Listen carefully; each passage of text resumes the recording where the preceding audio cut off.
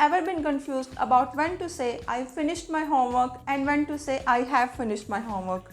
If yes, you are not alone. Present perfect tense is one of the most confusing topics in English. But today I am going to make it simple with easy rules and examples. By the end of this lesson, you will know exactly how and when to use present perfect tense with confidence. So let's get started. The present perfect tense. We use the present perfect tense to indicate the recently completed activities. The present perfect tense को हाल ही में मुकम्मल होने वाली किसी सरगर्मी को जाहिर करने के लिए इस्तेमाल करते हैं। उर्दू में इसकी पहचान ये है कि फ़िक्रे के आखिर में चुका है, चुकी है, चुका हूँ, लिया है, ली है, गया है, गए हैं वगैरह आता है। किसी भी टेंस को समझने के लिए उसकी 4 तरह की टाइप्स को समझना पड़ता है।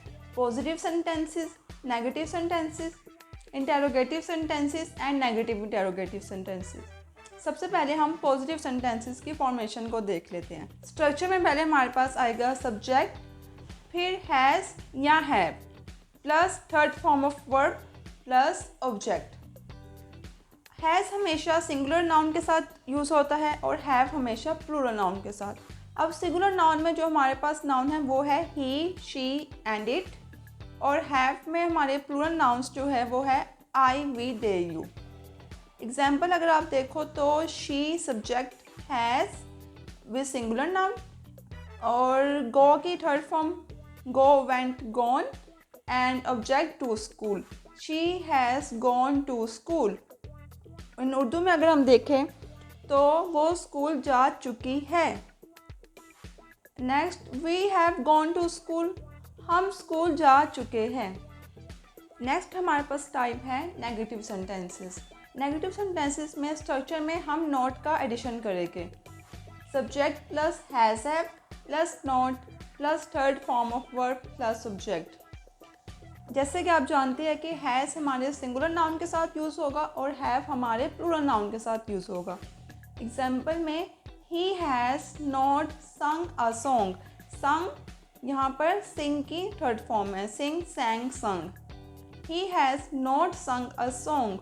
उर्दू में इन जुमलों के आखिर में अलिफ का यूज़ होता है, गाया। ओके, ही हैज़ नॉट संग अ सॉन्ग, उसने एक गाना नहीं गाया है।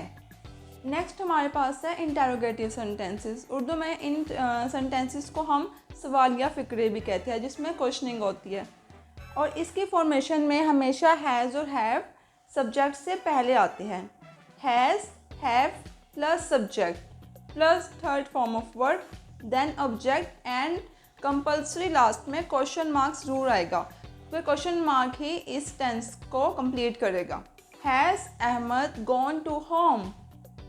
हैज़ अहमद, क्या अहमद, गॉन जा चुका है, टू होम घर, क्या अहमद घर जा चुका है, क्वेश्चन मार्क। क्वेश्चन मार्क से पता चल रहा है कि ये क्वेश्चनिंग कोड और इसका आंसर हम सामने वाले से एक्सपेक्ट कर रहे हैं। Has Ahmad gone to home, क्या अहमद घर जा चुका है। अब हम अगर नेगेटिव इंटेरोगेटिव सेंटेंसेस की फॉर्मेशन को देखें तो इसमें सब्जेक्ट से पहले हैज़, हैव तो आएगा ही क्योंकि इंटेरोगेटिव है, लेकिन साथ साथ ये नेगेटिव भी है तो सब्जेक्ट के बाद नॉट आएगा। ठीक है, has, have plus subject plus not plus third form of verb plus object. Example आप देखें, has she not made the meal. Has she not made the meal, question mark. क्या वो खाना नहीं बना चुकी है। Okay, has she not made the meal. Present perfect tense की एक्सरसाइज में हमारे पास 4 जुमले हैं। I have written 4 sentences of all types. पहला जो हमारा जुमला है वो है पॉजिटिव सेंटेंस का, second negative, third interrogative, fourth negative interrogative. हम इन सारे सेंटेंसेस की फॉर्मेशन को पढ़ चुके हैं। आप उनके स्ट्रक्चर की मदद से इस सेंटेंस को सॉल्व करने की कोशिश करें। I will give you 10 seconds, उसके बाद मैं आपको इनके आंसर्स रिवील कर दूँगी।